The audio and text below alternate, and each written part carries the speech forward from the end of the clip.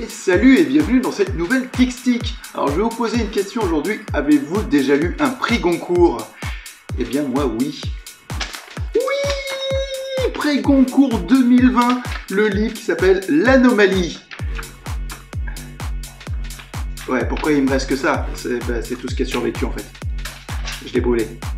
Bref, je vais vous expliquer pourquoi je ferai un très mauvais juge du prix Goncourt et pourquoi c'est ce livre qui est une anomalie. Alors reprenons le speech de base. Donc ça se passe en mars 2021 et un avion sur un vol Paris-New York qui transporte 243 passagers traverse un gros orage et il atterrit tranquille. Ok. Et en juin 2021, le même avion avec les mêmes passagers réatterrit à New York. Et là, il y a un problème. Donc c'est une idée qui était intéressante à la base, cette espèce de doublon un petit peu fantastique, etc. Mais c'est raté. Alors, ce qui est bien, ok, faut bien que je donne quand même un petit peu de positif, c'est que le livre est très bien écrit, il est clair, il est compréhensible, il n'est pas alambiqué dans tous les sens.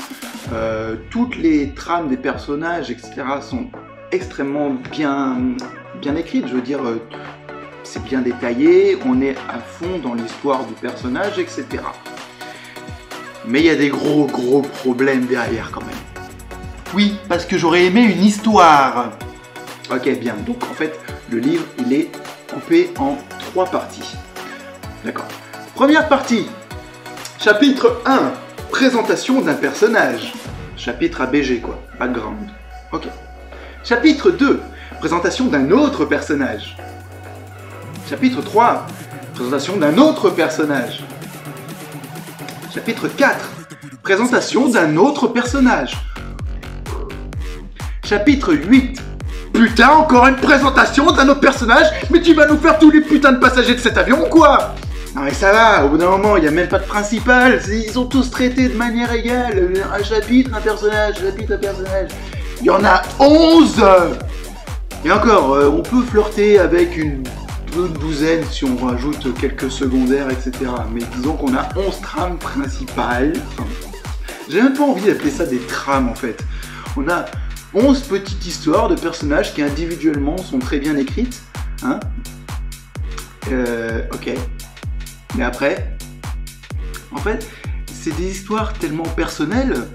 Machin est un tueur à gages, machin est un écrivain raté, machin est un chanteur africain à succès qui révèle son homosexualité, Machine est une petite fille qui a des problèmes avec sa famille, blablabla. Ok, individuellement, les petites trames sont bien écrites, y a pas de souci. Mais ça sert à rien. On s'en fout dans l'histoire. Enfin, quelle histoire d'abord? Ah oui, l'avion. Ah ouais, souvenez le double avion.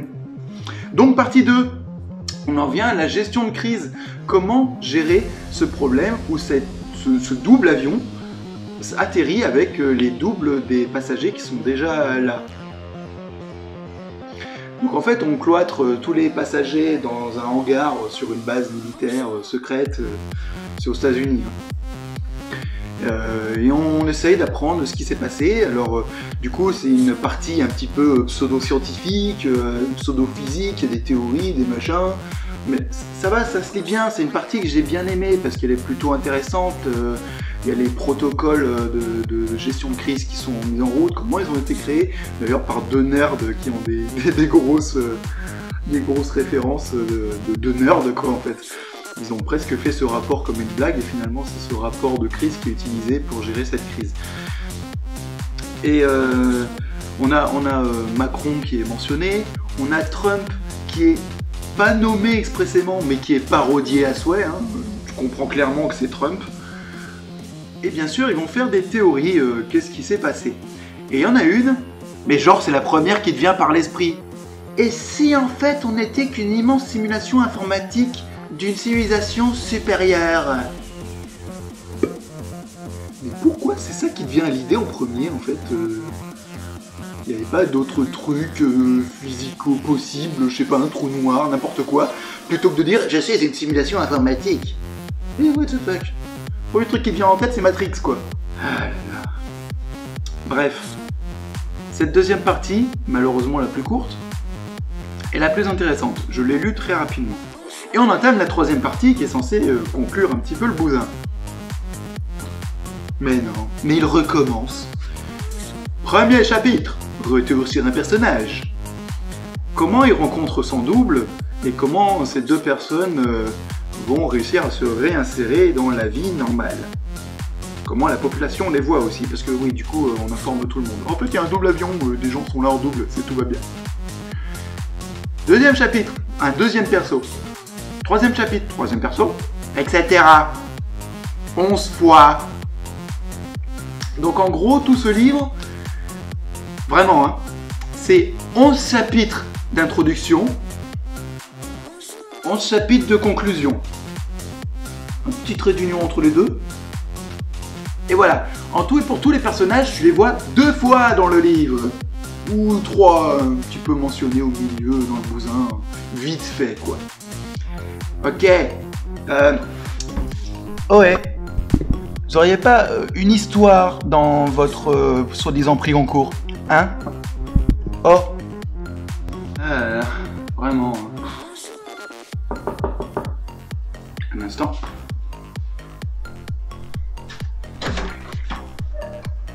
Excusez-moi, monsieur Crix, comité de sélection du prix Goncourt. Est-ce que vous pourriez arrêter votre cake-stick, s'il vous plaît? Non. Bon, et cette conclusion, alors... Ouais, je spoil comme un gros porc, hein, mais en même temps, est-ce que vous allez vraiment le lire?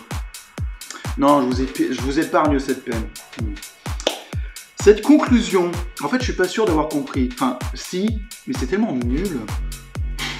Eh bien, en octobre 2021, un troisième avion fait son apparition. Le même avion, les mêmes passagers. Cette fois, les autorités américaines décident de le détruire. Et ça provoque un bug. On a le temps qui s'étire, qui se dilate, tout comme les lettres sur les pages, pour se terminer par F-I-N. Ah ouais, donc en fait, la théorie moisie de la simulation informatique, c'était la bonne. Le gars, il a donné la réponse comme ça au pif dans la deuxième partie, cette théorie complètement fumeuse, sortie du trou du cul d'un panda. Non mais là, je sais pas quoi dire en fait. J'ai fermé le livre, j'ai fait... Pourquoi j'ai lu ça en fait? C'est prix Goncourt ça? Sérieusement? Mais j'ai lu des petites nouvelles d'Asimov qui font 20 pages, mais qui sont 10 000 fois plus percutantes dans leur histoire et dans leur dénouement, quoi, la vache! Asimov! Oh là là! J'ai lu des portions de livres en fait, hein, comme j'ai dit, 11 intros, 11 conclusions, des petits trucs au milieu. 11 sous-intrigues Grikiki.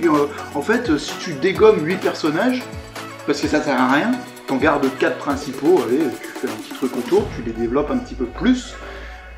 Parce que si tu les développes pas, du coup ton livre il fait 70 pages, hein, donc là il en fait 327. Ok. Donc voilà, tu supprimes tous les personnages, il n'y a plus rien. Oh là là. Bon, et si je dois donner une note? Bon. Bah... Alors, je vais pas lui donner le pire du monde de l'univers moisi. Mais... parce que c'est bien écrit. D'accord? Bon. Ok. Mais je vais lui donner un beau -3 quand même.